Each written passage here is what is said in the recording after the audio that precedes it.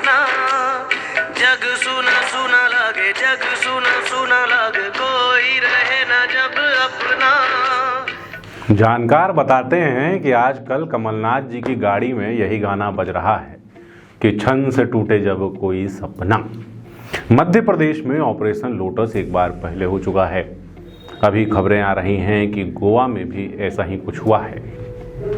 और अब घटनाक्रम ऐसा है कि कमलनाथ जी के माथे की लकीरें तन रही हैं कि मध्य प्रदेश में जो योजना बना के रखे थे पिछले 5 साल से, कहीं योजना फैल ना जाए। जो स्ट्रेटजी कांग्रेस ने अपनाई थी, कहीं वो स्ट्रेटजी उल्टा कांग्रेस के ही माथे पर ना पड़ जाए। दरअसल हुआ कुछ ऐसा कि कांग्रेस 2023 के विधानसभा चुनाव के लिए जयस पर नजरें गड़ाई बैठी थी, लेकिन अब जयस के संस्थापक और अंतर्राष्ट्रीय संरक्षक हीरालाल अलावा ने ऐसा बयान दिया है कि कमलनाथ जी के दिल के 2 टुकड़े हो गए। नमस्कार, मैं सौरभ कुमार, आप देख रहे हैं आयुध। और हमारे आज के वीडियो में हम इसी बारे में बात करेंगे। हम बात करेंगे कि आखिर क्या हुआ, और साथ ही आपको ये भी बताएंगे कि मध्य प्रदेश की राजनीति में जयस क्यों एक गेम चेंजर साबित हो सकता है।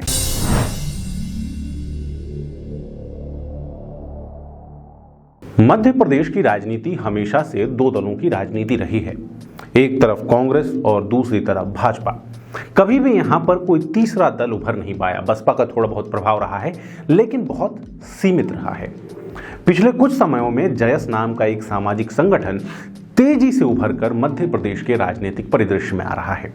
2018 में जयस के राष्ट्रीय संरक्षक हीरालाल अलावा को कांग्रेस ने टिकट दिया अपने पार्टी के निशान से, और हीरालाल अलावा जीत करके भी आए।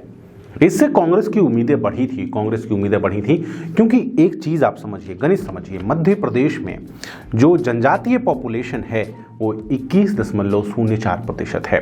जो एससी पॉपुलेशन है वो 15.54% है। यानी कि दोनों को मिला दीजिए तो लगभग 37% जो आबादी है वो SC/ST समाज की आबादी है। ऐसे में ये जो वोट बैंक है मध्य प्रदेश की राजनीति में महत्वपूर्ण हो जाता है।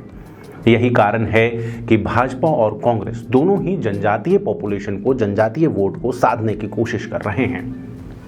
बात प्रधानमंत्री मोदी के बड़े कार्यक्रमों की हो या बात कांग्रेस नेताओं के जमीन में उतरकर जनजातीय समाज से जुड़ने की कोशिशों की हो, लेकिन इन सब के बीच मध्य प्रदेश की राजनीति में जयस ने अपना शक्ति प्रदर्शन किया है।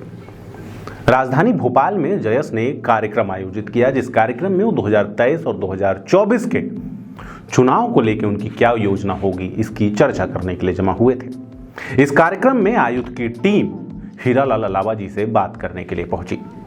अपनी बातचीत में उन्होंने बिल्कुल स्पष्ट कहा था कि कांग्रेस और जयस 2 अलग अलग चीजें हैं। कांग्रेस और जयस को एक नजरिए से नहीं देखा जाना चाहिए।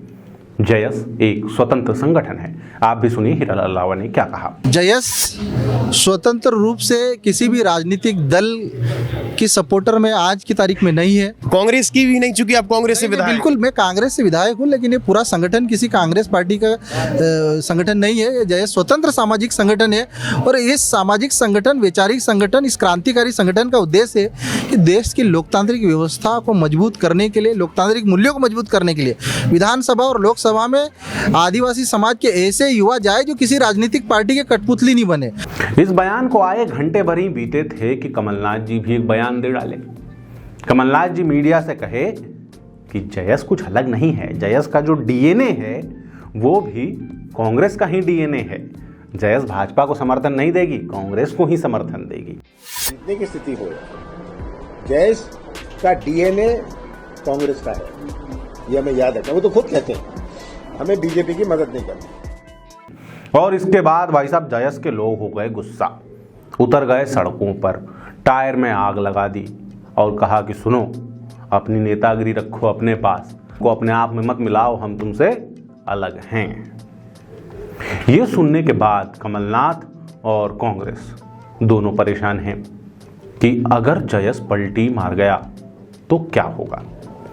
वर्तमान समय में जयस का जो दावा है, जयस का कहना है कि 50 लाख से ज़्यादा जनजातीय समाज के युवा जयस से जुड़े हुए हैं, और अगर ज़रूरत पड़ी तो जयस 2023 में चुनाव लड़ने की भी तैयारी कर रहा है।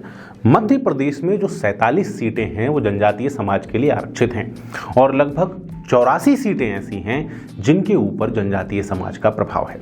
जनजातीय समाज के जो वोट हैं उन 84 सीटों में विधानसभा चुनाव को प्रभावित करते हैं, जीत और हार का फासला तय करवाते हैं। अब इनमें से 2013 में बीजेपी ने 59 सीटें जीती थी, लेकिन 2018 के चुनाव में जब हीरालाल अलावा कांग्रेस में आ गए और जब कांग्रेस को जयस का सपोर्ट मिला, उस समय भाजपा 84 में से मात्र 34 सीटें जीत पाई। भाजपा की 25 सीटें कम हो गई। 2013 के विधानसभा चुनाव में भाजपा ने 47 जो आरक्षित सीटें हैं उनमें से 31 सीटें जीती थीं और कांग्रेस के खाते में 15 सीटें आई थीं। लेकिन 2018 के चुनाव में भाजपा सिर्फ 16 सीटें जीत पाई और कांग्रेस ने 30 सीटें जीती। ये जो गणित बना, इस गणित में जयस की भूमिका महत्वपूर्ण थी। अब 2023 के चुनाव के लिए कांग्रेस ये उम्मीद लगाए बैठी थी कि जयस सीधे सीधे कांग्रेस को अपना समर्थन दे देगी और उसके बाद इन 84 सीटों पे कांग्रेस की स्थिति मजबूत होगी और कांग्रेस दोबारा अपनी सरकार बना पाएगी। लेकिन अब चुनाव से 1 साल पहले जयस कह रही है कि वो उसको अपना समर्थन देगी जो उसके शर्तें मानेगा और अगर जरूरत पड़ी तो जयस एक राजनीतिक संगठन के तौर पर भी चुनाव लड़ सकता है। अब जयस की और गणित समझिए यहां पर आप, अगर जयस प्लस कांग्रेस हो जाता है तो ये भाजपा के लिए नुकसान है, भाजपा को भारी नुकसान झेलना पड़ेगा, कहीं कोई डाउट नहीं है।